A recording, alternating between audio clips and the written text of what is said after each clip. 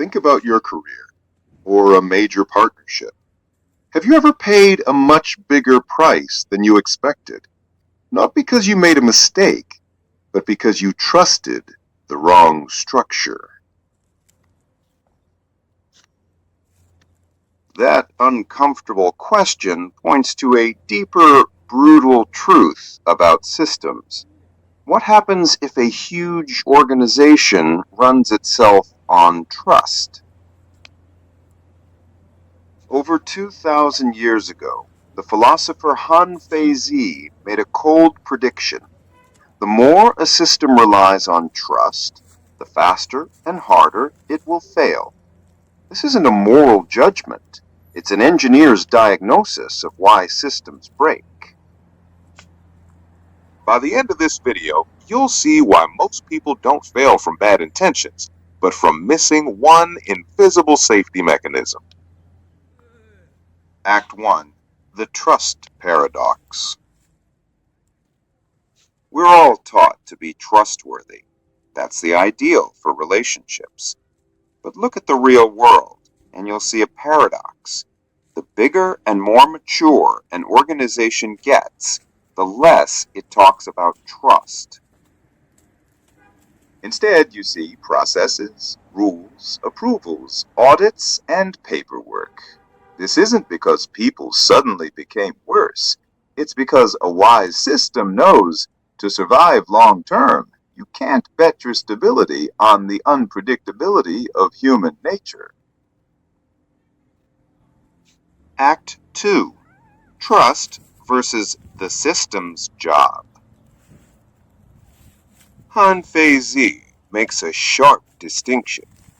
Trust is gold in personal relationships, but a system needs to run on something verifiable and repeatable. Why? Because trust is a bet. You're betting on someone's character, their mood, their consistency under pressure.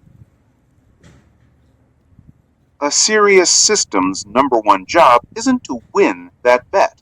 It's to make sure the whole thing doesn't crash. Its design philosophy is simple. Prevent the worst case. But here's the problem. Most people never learn how a system actually does that. Watch closely. This experiment reveals the exact point where trust breaks and what has to replace it. Act 3. Why trust doesn't scale. Let's imagine a company built entirely on trust and watch it fail. A thought experiment. The all-trust startup. Imagine a Silicon Valley startup with the culture, we only hire people we trust completely. So, no expense reports, I trust you. No code reviews, I trust your skills. No product approvals, I trust your vision. Short term, amazing freedom, huge energy, sky-high efficiency. Long term, the system naturally filters people into 3 groups. 1. The overestimated. Good people, but not great at their jobs. Trust protects them, so poor work continues. 2. The power players. Highly capable, but with no checks. They use the system's trust to build their own power and privilege. 3. The burned out. The reliable, honest people who end up cleaning up the messes from groups 1 and 2. They eventually quit from exhaustion or unfairness. The lesson isn't, we hired bad apples. It's this. Trust, as a way to run things, has a scaling limit. It breaks down when things get too complex. The real world fix. The SEC's no trust system. Wall Street has geniuses and criminals. The SEC, the U.S. Securities and Exchange Commission, doesn't start by trusting banks to be good. It assumes they might cheat, make mistakes, or cut corners. So it forces everything into the light. Disclosure, makes cheating very expensive, penalties, and brings in outside judges, audits. This no trust system is what actually lets you trust the market. The system's trust comes from not needing to trust any one person. Act 4. Han Feizi's engineering mindset. Han Feizi asks the engineer's question, not the philosopher's. If this person changes, what's your backup plan? If you don't have one, you're not managing, you're praying. His design rule is tough, but logical. Build your system for the worst behavior. The real challenge isn't agreeing with this rule, it's knowing what to put in place instead of trust. This isn't being negative. It's building in a safety net so the system survives when people are under pressure. Act 5. The cold fairness of systems. We love hearing, "I trust you." It feels warm. But a mature system says something colder and more powerful. My operation doesn't depend on trusting you. This leads to a strange kind of fairness. You don't get extra points for good intentions.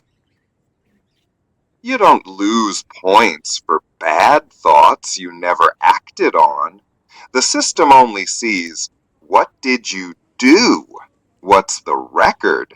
What was the result? It doesn't understand your complex heart.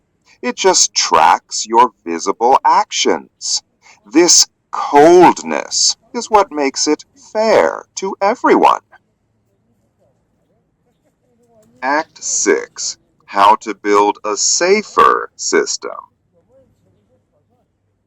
If you run or design any team, use these ideas.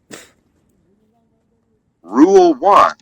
Never let trust be the only thing holding it together. Design so the system works even if trust is zero. The goal isn't paranoia. The goal is, even if I doubt you, you can't easily break what matters. Even if I adore you, clear rules mean you don't need my trust to do your job. Rules aren't there to catch villains. They're there to protect everyone from the cost of a single bad guess. But rules alone aren't enough, and that missing piece is where most systems quietly fail. Rule 2.